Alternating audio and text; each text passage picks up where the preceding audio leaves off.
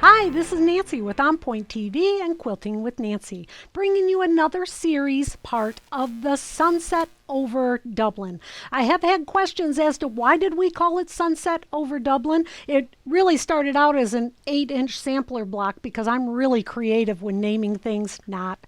So we actually did a little competition on the Facebook page. And so people on the On Point-TV Facebook page were able to just make some suggestions. And the team actually picked Sunset over Dublin, partly because my friend Antonio, who's from Dublin, actually did one of the samples in the book. And she just kept saying that the colors reminded her of Dublin, so we just thought it was a cool idea. So we're on, I think, the 6th session so far. We started out picking fabrics, preparing our fabrics, making half square triangles a couple of different ways. Then we did some pinwheels and we did some kite blocks and we did some bow ties in there too. So we've covered quite a bit. Oh, square and a square. See, I just thought of that one. So now we're ready to start moving on to the quarter square triangles. A quarter square triangle technique is going to be very similar to the half square triangle technique, but I'll take you through that step by step. We're working on the block called the Girl's Favorite. So if you get the book, which is available on OnPoint-TV, you'll know that this is that particular block. But there are quite a few, I don't know, 4 or 5 different blocks that use the quarter square triangle technique. For this block, I did have to start by making half square triangles. So for that technique, you could watch one of the other videos. But keep in mind that for each block, the technique is very, very specific in terms of how you do that in the instructions, including which way to press. So I include the pressing solution with each of the blocks and each of the units. So it's important with this particular block that you follow that, because I have you press 2 of these orange and background to the orange and 2 of them to the background. I'm making mine with the background of black. In the book you'll see a cream background, the pink background, and then the one that Antonia made just has scrappy fabrics all over. So many different options. So I've already made my half square triangles. You could reference back to one of the earlier videos for that. And now I'm ready to work on the quarter square triangles. So these are cut 3.5 inches larger than the other blocks that we've cut now. And I've already taken my friction pen and drawn the line right down the middle. Now I've been teaching you a couple of different ways to get that 1/4 inch on either side of the drawn line, and I want to show you yet another one. So go into my machine. I want to show you the foot that I'm going to use. So this foot is a 1/4 inch foot, and you'll see a lot of different types. You'll see lots of different types for all the different types of machines. This is the one for a FAF. That's why it has that little space in the back, because I have a built-in walking foot. But with this foot, what you'll notice is it isn't just a 1/4 inch to one side. It actually is 1/4 inch to both sides. And that can be really convenient when you're making things like the half square triangles. Let me show you what I mean. So let's get this on. Snaps right in place. I've got my leader in place already. Well, let me move my foot pedal just a little bit. There. All right. So I'm going to take my piece and I'm going to run so that the drawn line is on the right hand side of the foot. Remember that foot, my needle is in the middle, but that foot is set for the scant 1/4 inch, or at least a 1/4 inch, and it'll be okay because we're trimming. As I get to the end and I pick up my next piece, now I'm going to put the drawn line on the left hand side of the foot, because like I said, on this foot, the 1/4 inch is on both sides, not just one side.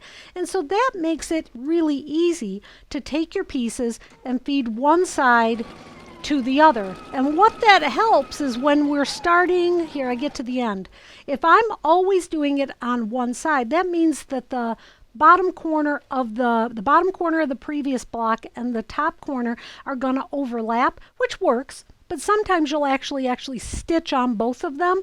So with this technique going to the other side, they just kind of line up right there in the middle. And I think it's pretty cool. So as I get to the end, I'm going to go off onto the leader that I've been using up till now.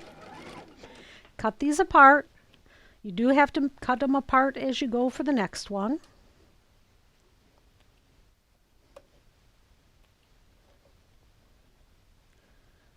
And then now I can do the same thing. Starting on one side, doesn't matter which side you work on.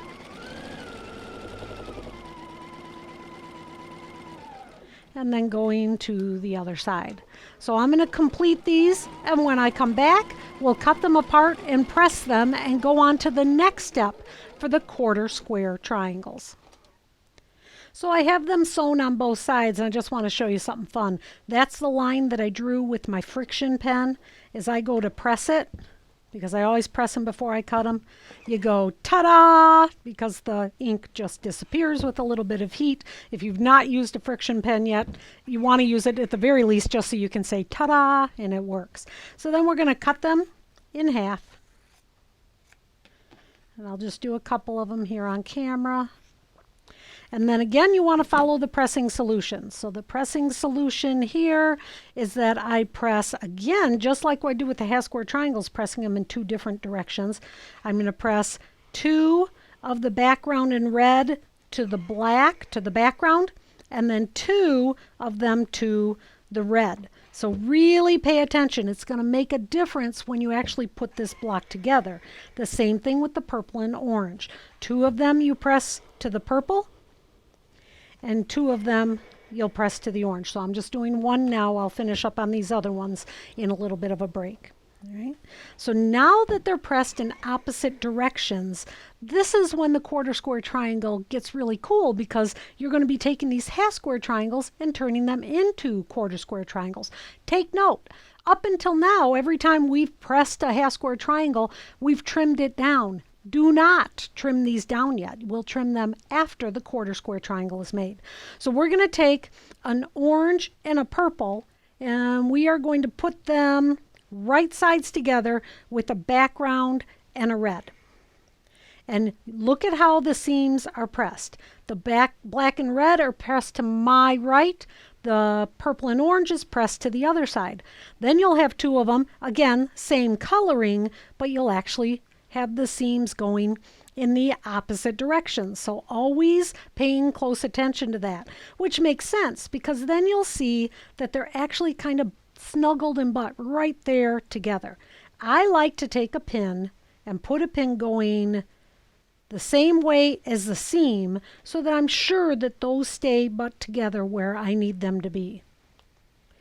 Now we're going to draw a new line going across these. So I'm going to use my friction pen again, just going from angle to angle. With the pin in it, it wants to wobble a little bit, so just take care to keep it still.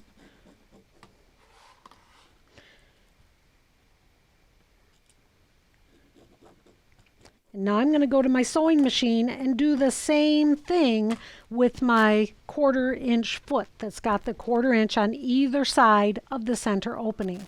Starting with 1 on the right side,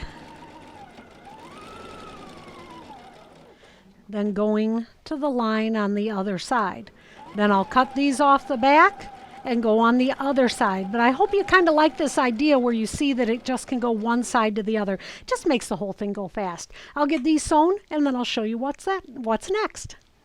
Now I have the 1/4 square triangles pieced, and I want you to notice a couple things, because I pointed out that you need to press in the certain direction that it says in the pattern, and this is what it's going to give you. So first of all, from the front, you will see that these are a mirror image of themselves. Now there's some of the 1/4 square and split 1/4 square triangles in the pattern where you might not even use part of them, or you'll be making 2 blocks in one, and we'll cover that in the next session.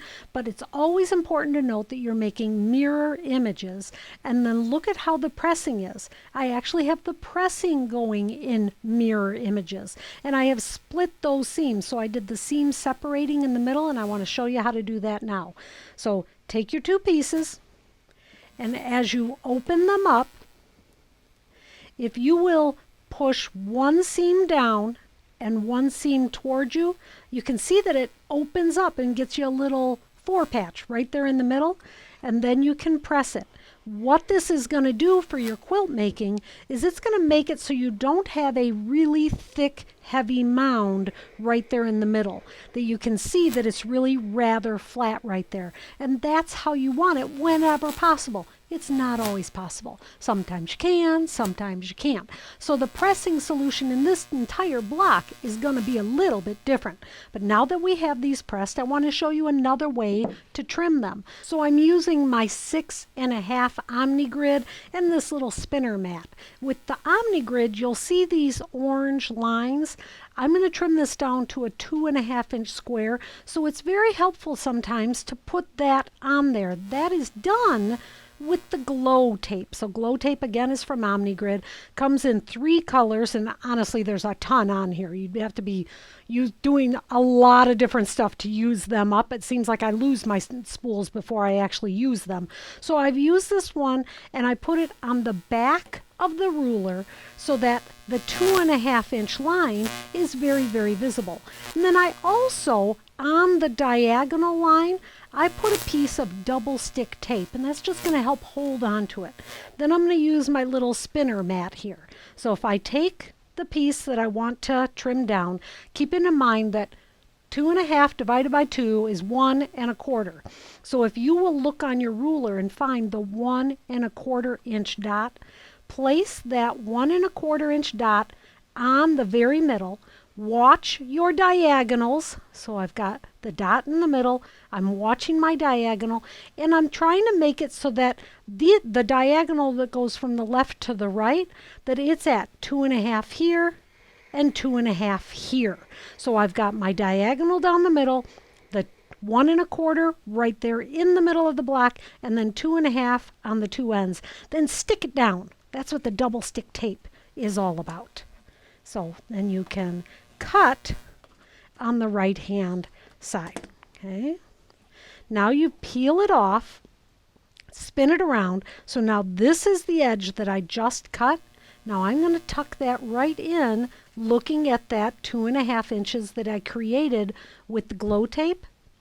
Keeping my diagonal just like I had it before, going right down the middle, this one here, and then this diagonal. Look at where the glow tape is here on the ends, and get the diagonal to meet up right there with your ends.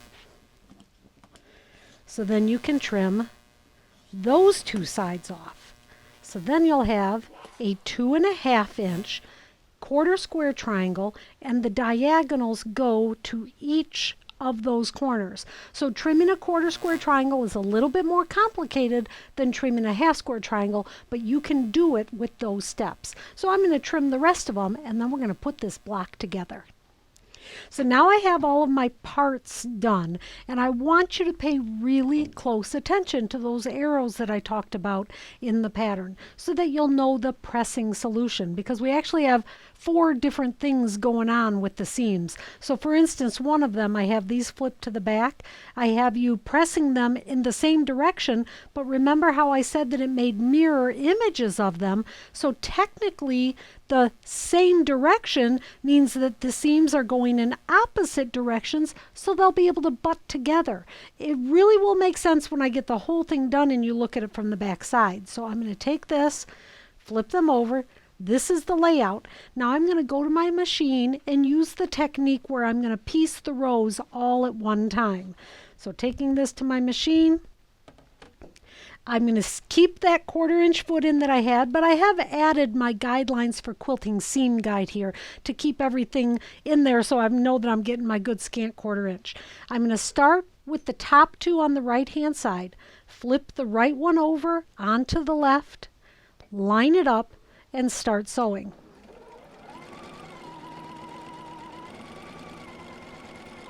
Then leave this with just a few stitches to go and grab the first 2 blocks from the second row. Flip them over and you'll see that they'll butt together. So these 2 seams butt right together. I'm going to put a pin in it because it is at the bottom of the block. If we're at the top of the block, you don't need to because you're starting at the bulk of the block. But when that bulk is at the bottom, I think putting a pin is going to make it be more accurate. And if I'm taking all this time to do the pressing and make such a fuss about it, I want to be sure that everything pieces well. Now I'm on the 3rd row. I'm going to take the first and second block, Put them right sides together, and here we go. Those seams are going in opposite directions. Now this time I'm going to start sewing on the bulk, so I'm not even going to put a pin in, because right away it's secure, and now I can go all the way down. Then the fourth row, number 1 and 2 block, the right hand side to the left hand block, and sew my seam. As I get to the end of this one, I'm going to pick it up with my leader and then trim that off. But I do not trim between the blocks. I keep that connected. So this will technically go back into the order, and you can kind of see that when you flip this over, it'll go to the next block. So I'm going to take the third block from the first row, flip that on top, and again I've got these things matching up, the seams matching up. I've got this one, that'll be at the front of it, so I'm not going to worry about pinning that, but the bottom one, I want to pin that to secure so that the fabric doesn't move as I go, and then take all of these together to my sewing machine. Whoops, he moved a little bit. Guess I could have pinned him. No.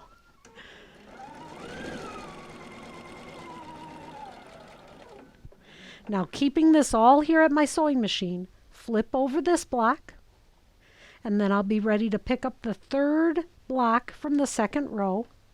And these, the seams are in opposite directions, but they're matched right up there at the top, so I don't need to pin it. Here's the next one. Flip that over. Get the third block from the third row.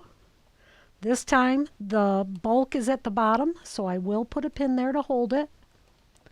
If you don't pin it, by the time you get to it, the fabrics could have shifted. So whenever the matching is important at the bottom, I'll put a pin in. And then the last one, kind of do a little finger pressing. Now the third block from the fourth row. That fits together. Going to put a pin here at the bottom to keep those matched up. And the top one matches up as I sew right onto it. Grab my leader, sewing off onto my leader. And again, just cut off the leaders. Do not cut the blocks apart. So now my rows are back in place, and I'm going to take the fourth block from the first row. Whoops, almost dropped it. There we go. Then open this up. Here's my next piecing, the fourth block, right sides down, matching up the very end of this one.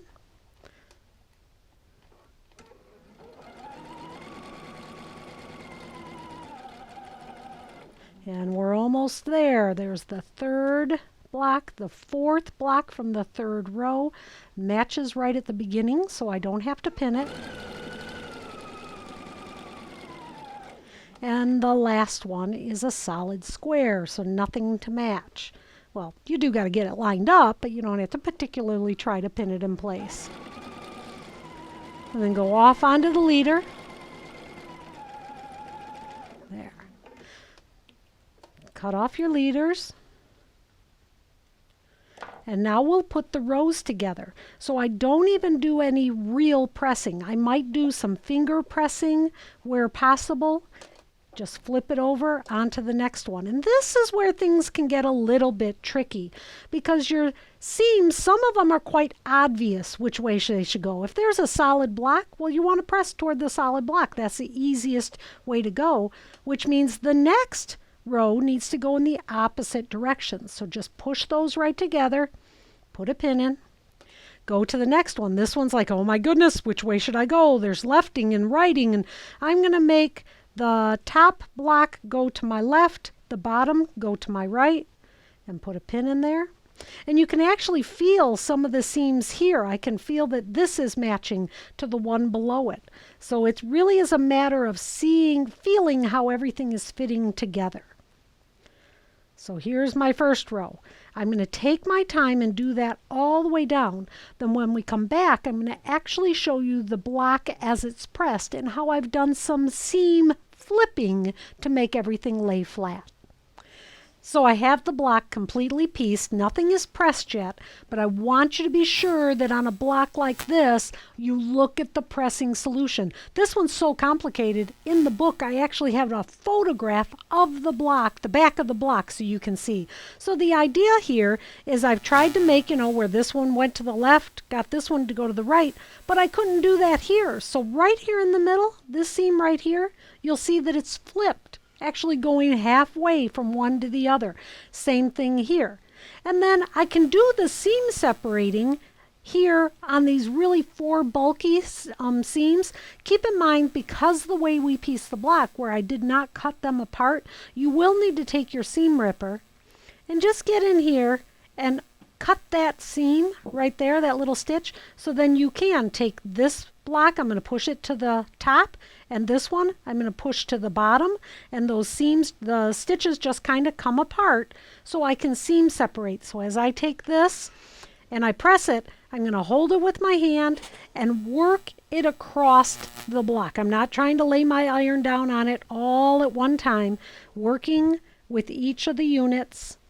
Now, if you had pressed the rows between, it would be a little bit less complicated, but not really that much. Oh, and then this one here, look at how bulky this is. If I press this up where that whole seam wants to go, it's very, very bulky. So I'm going to flip that seam, have the left side go down and the right side go up.